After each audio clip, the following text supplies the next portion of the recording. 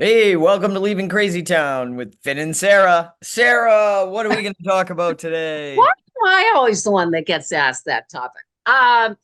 Hey Finn, what we're gonna do today is really one of the, I don't know, the main behaviors of codependency, the main experiences of codependency, I which don't want to is hurt your feelings. I don't want to hurt your feelings. I mean, I how can't many tell them times? the truth. They're going to be so sad and upset and hurt. I can't be honest about how I feel. I'd rather just, stay with them even though I can't stand them so they don't have hurt feelings. Come on, people. Yes, yes. We hear this all the time from people. I can't say this. I can't do this. I really don't want to hurt them. They can't handle it. On and on and on. It's a huge distorted belief of codependency. I So hate Italian food, but I'm going to go eat it because I don't want to upset my family. right. So what happens when we say that to ourselves? Basically, what we're saying is these people that we love are totally incapable of having a feeling. I mean, that's really it. That if they have a feeling, they're going to explode That's and the die. message we're sending. But the truth is, I'm not capable of allowing them to have their feelings because it might make me have a feeling. Yes. Yes, Ben, that's exactly right. So, folks, this is the thing. I know you don't like this one, but it's really not about our children having feelings, our spouses having feelings, our bosses having feelings, our friends having feelings. It's about us having to tolerate what's going to happen when I tell my child they can't play video games, or when I tell my spouse I want to separate, or when I tell my friend I'm angry with them, or whatever. It's really nothing about them having feelings. Sarah's been angry with me before and we've survived. We've survived. That's right. And how do we survive? We survive by just sharing our own experience. So this is the real truth of it. When you don't speak up and say the hard thing, you're treating someone like they're just not capable. And that's really disrespectful. Well, what if I were to say to you, Sarah, no, I know that my nephew can handle hurt feelings. I just don't want to be the one to make him feel hurt feelings. Well, so why would you be taking away the experience of someone to get practice at feeling feelings? With someone I who's mean, safe, right?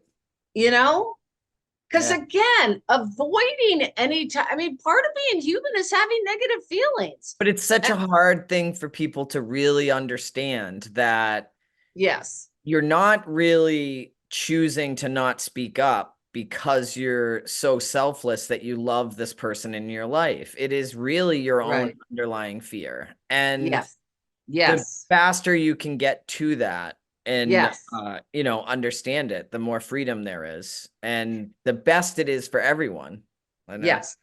And that's a really great exercise for people to think about when you're stuck and you think, oh, this person can't handle it.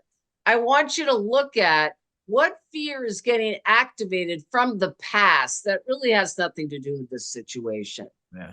So So yeah, sometimes to get to that, what I'll do with myself is I'll say, okay, if I say no to Sarah about lunch on Saturday and she's going to be upset, like I don't want to upset her. So to walk through my own stuff, I'll be like, all right, imagine Sarah upset with you. What does that feel like? Like I try to imagine the worst case scenario that I fear got happening it. and it Right. helps get to the deeper underlying issue. Got it. That it's really not about me. It's something that's getting activated for you. Yeah. Right. Yeah. Right. But And I walk through like all those things I don't want to happen, imagining what if they did? What if they did?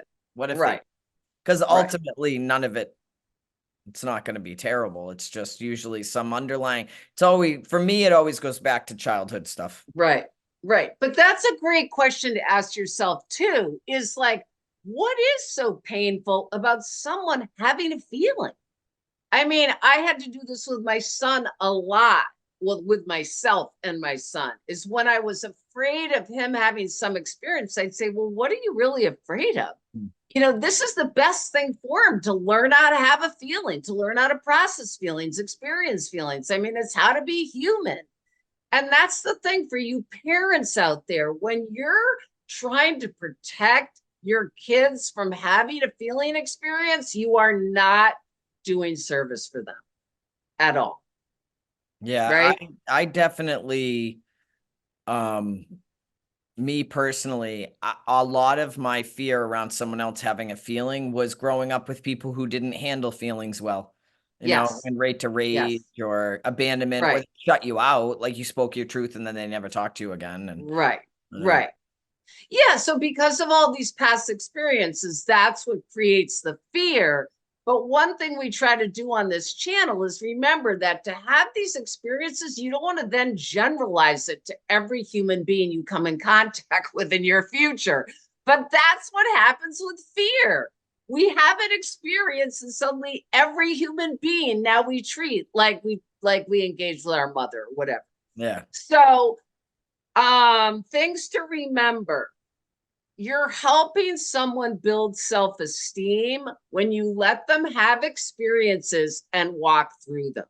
Okay, that's what helps my son feel better about himself, when he sees he got through something.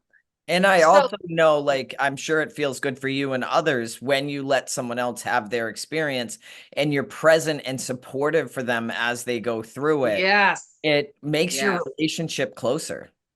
absolutely, absolutely, yes. I mean, And obviously, if you're ending a relationship, it probably isn't going to be closer, but you can do it with compassion and honesty instead of, say, I see this all the time. Couples, they don't want to be together. Nobody wants to hurt each other. Nobody yep, says anything. Next thing you know, yep, they're cheating or yep, there's alcohol or drug abuse or whatever. yep, So they're trying to exit it and making the whole scenario worse than just yes. speaking up.